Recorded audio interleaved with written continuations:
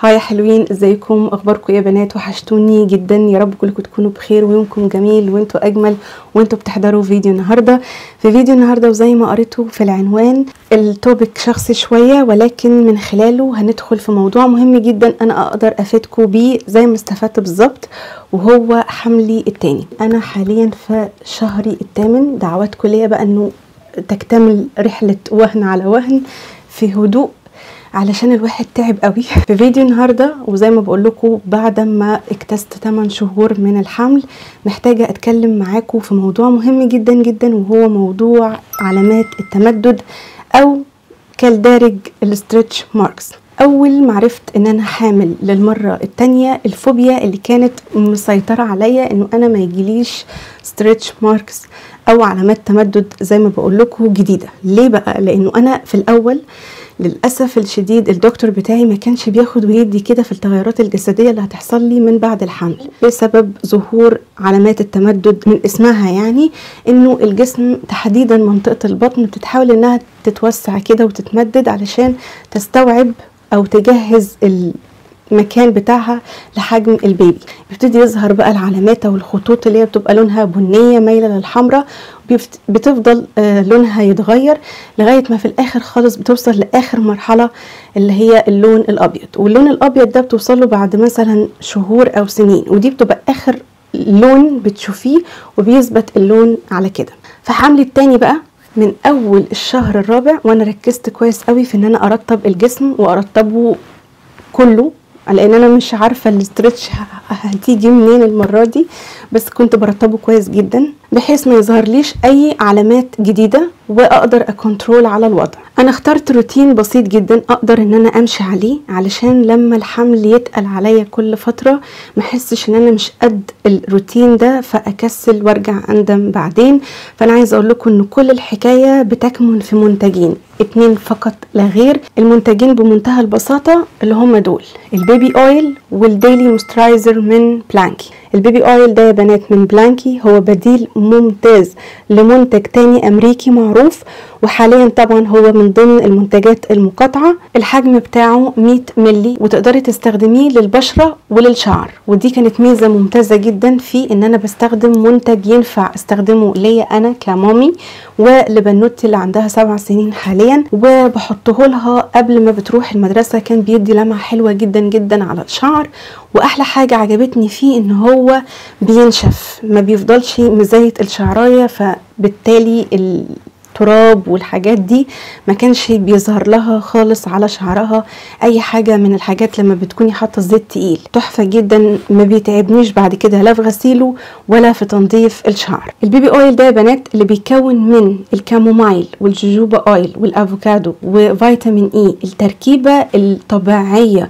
والريتش قوي دي مخليه البيبي اويل ده بيرطب كويس جدا جدا من غير ما يدهن. زي ما قلت لكم بيحمي الجلد، والجلد بيمتصه بسهوله، ما بيخليش الجسم مدهن ولا بيضايقك في الهدوم ولا بيبقعها ولا بيعمل اي مشاكل. يعني معمول تركيبه بالملي مظبوطه، وكمان بفضل التركيبه دي والحاجات الطبيعيه دي كلها بيغذي الجلد. وطبعا مفيش اكتر من قلق الماميز او الحوامل في الفتره دي انها تكون بتحط حاجه على الجلد ما يكونش فيها كيماويات او تدخل عن طريق الدم، فكل التركيبه بتاعته امان 100%. ما كانش عندي اي قلق او خوف من التراكيب بتاعتهم، لان هم بيبقوا عاملين حاجات خاصه ببشره الاطفال والبيبي النيو بورن والحاجات دي.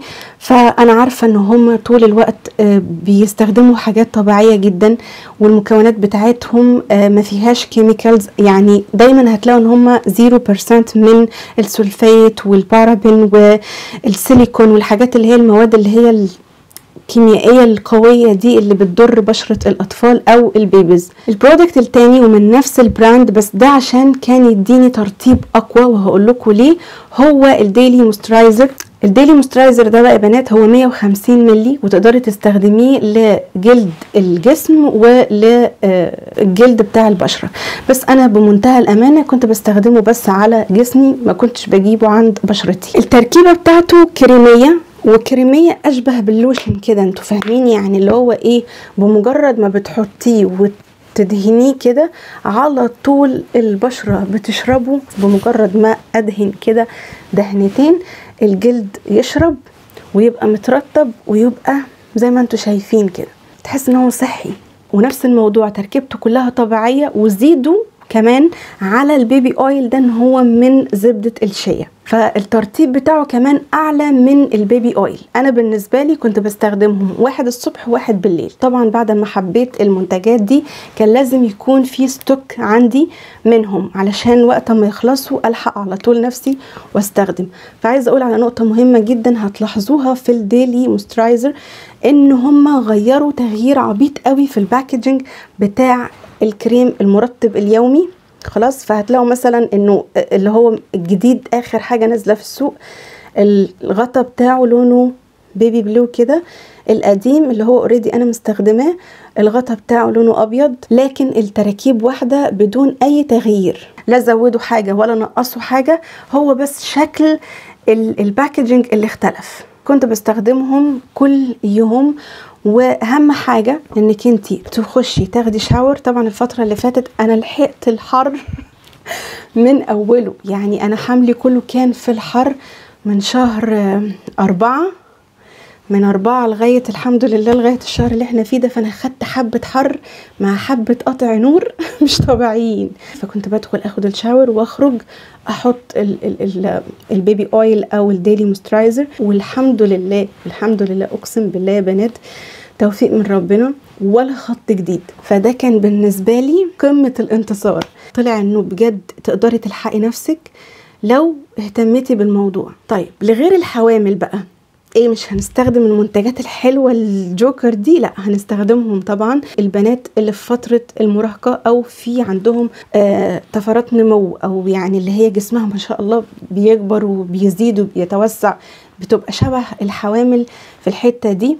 فسهل جدا جدا انك انت يكون عندك ستريتش ماركس مثلا في دراعاتك في بطنك في الجناب. فاهم حاجة انك انت برضو تستخدمي المنتجات دي كل يوم وانت بتاخدي الشاور بتاعك، تحطيها على جسمك تدلكي بيها الجسم. وزي ما قلتلك في الفيديو بجد مش هياخدوا منك وقت ولا عناية اوفر، فهتخلصوا الجسم في يعني بالشاورك بليلتك دي كلها في 10 دقايق. لو انت تحديدا من الناس اللي بيحبوا يدوا لمعة كده لشعرهم، لو جبتي مية بخاخ السبراي بتاع الشعر وملتيه ميه وخدتي من البيبي اويل ده غطاين ورجيتي الميه بالزيت ده وحطيتيه قبل الفير او السشوار او كده، انت هتدعيلي على التريك دي.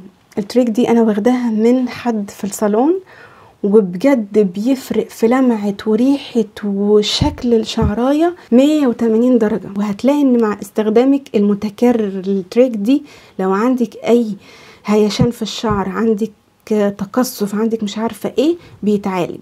صراحة المنتجين فوق الروعة، منتجات مصرية مش مقاطعة، التركيبة معمولة بالملي، مظبوطة ظابطة بالملي زي ما بقول لكم طول الفيديو. وهي دي منتجات بلدنا صنع في مصر، منتجات محترمة تستحق الشراء. وبس كده يا حلوين، ده كان الريفيو بتاع النهاردة. يا رب تكونوا استفدتوا واكون يعني لحقت مامز جديدة قبل ما تقع في موضوع الستريتش ماركس ده، لان الموضوع بجد بجد متعب نفسيا، او بنوته لسه ما اهتمتش بنفسها تهتم. محتاجه دعواتكم ان الرحله تنتهي على خير وسلام، فما تنسونيش في الدعوات. ولو عندكم اي حاجه تقدروا تفيدوني بيها اكتبوها لي. اشوفكم على خير في فيديو جديد، سلام.